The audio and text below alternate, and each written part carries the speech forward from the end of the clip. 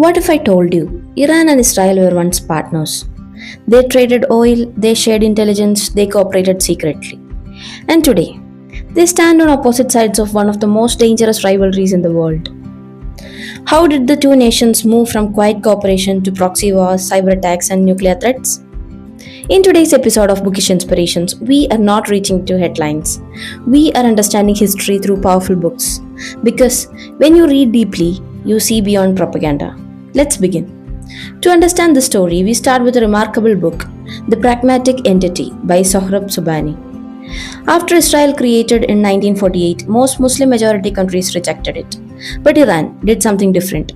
Under Shah Muhammad Reza Pahlavi, Iran maintained quiet but strong ties with Israel. Why?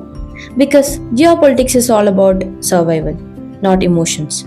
At that time, Iran feared Arab nationalism led by Egypt's Nasser. Both Iran and Israel feared Soviet expansion. Iran wanted Western alignment.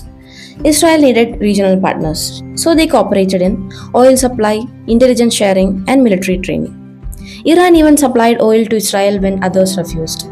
This period teaches us a powerful truth. Nations didn't have permanent enemies, they have permanent interest. But this alliance would not last. In 1979, a political earthquake shook Iran, the Iranian Revolution, led by Ayatollah Ruhollah Khamenei. The Shah was overthrown. Iran transformed from a pro-Western monarchy to an Islamic republic.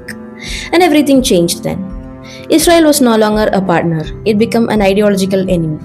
Iran's new leadership described the United States as the Great Satan and the Israel as the Little Satan.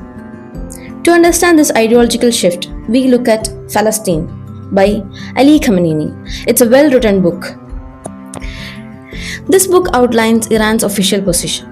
Israel is viewed as an illegitimate, and supporting Palestinian resistance is considered a religious and political duty. Now, the conflict was not just political, it was ideological. And ideological conflicts are more deeper. They are harder to resolve. But here is what makes this rivalry unique. Iran and Israel rarely fight directly. Instead, they fight through proxies. Iran supports Hezbollah in Lebanon, Hamas in Gaza, militias in Syria and Iraq. Whereas Israel responds with airstrikes on Iranian positions in Syria, cyber operations, targeted assassinations of nuclear scientists. This is a modern warfare, invisible, strategic, and calculated. Both nations are powerful in intelligence operations. Neither wants full-scale war, but neither wants to appear weak. So, the conflict continues in the shadows. This is why analysts often called it a shadow war. The most dangerous part of this rivalry is nuclear tension. Iran insists its nuclear program is for peaceful energy. Israel believes Iran is pursuing nuclear weapons. One important perspective comes from Manufactured Crisis by Gareth.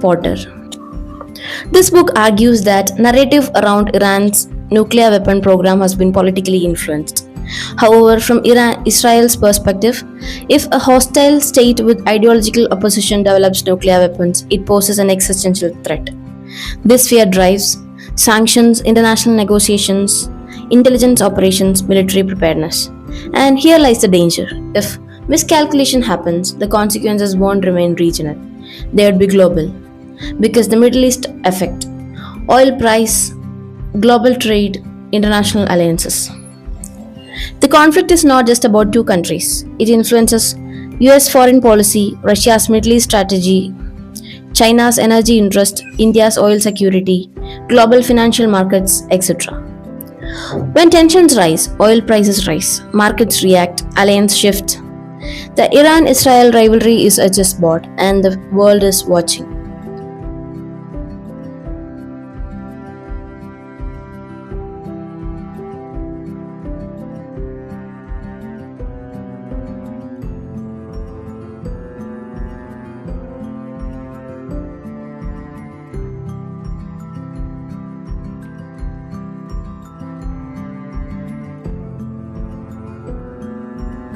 From allies to ideological enemies, from oil cooperation to cyber warfare, the story of Iran and Israel reminds us today's friend can become tomorrow's rival, and today's enemy may once have been a partner.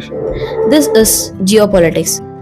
As we look at today's rising tensions between Iran and Israel, missile exchanges, drone attacks, cyber operations, warnings from world powers, it may feel like the world is standing on the edge again. But history reminds us the rivalry did not begin yesterday. It evolved, it hardened, it deepened over decades. From secret cooperation before 1979 to ideological confrontation after the revolution to today's shadow war across borders. This is not just a military conflict. It's a clash of security fears, political interest, and ideological worldviews.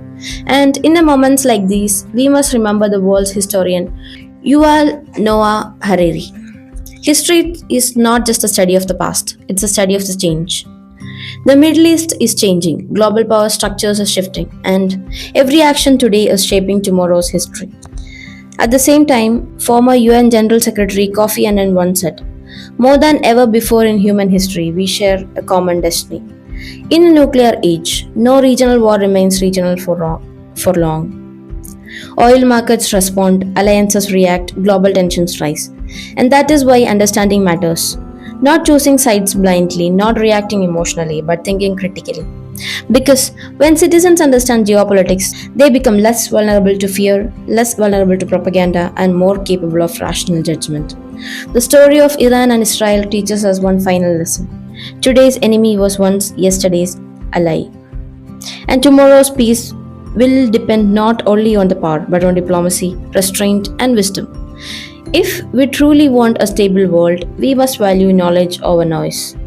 And that is why here at Bookish Inspirations, we don't just follow events, we understand them. Thank you.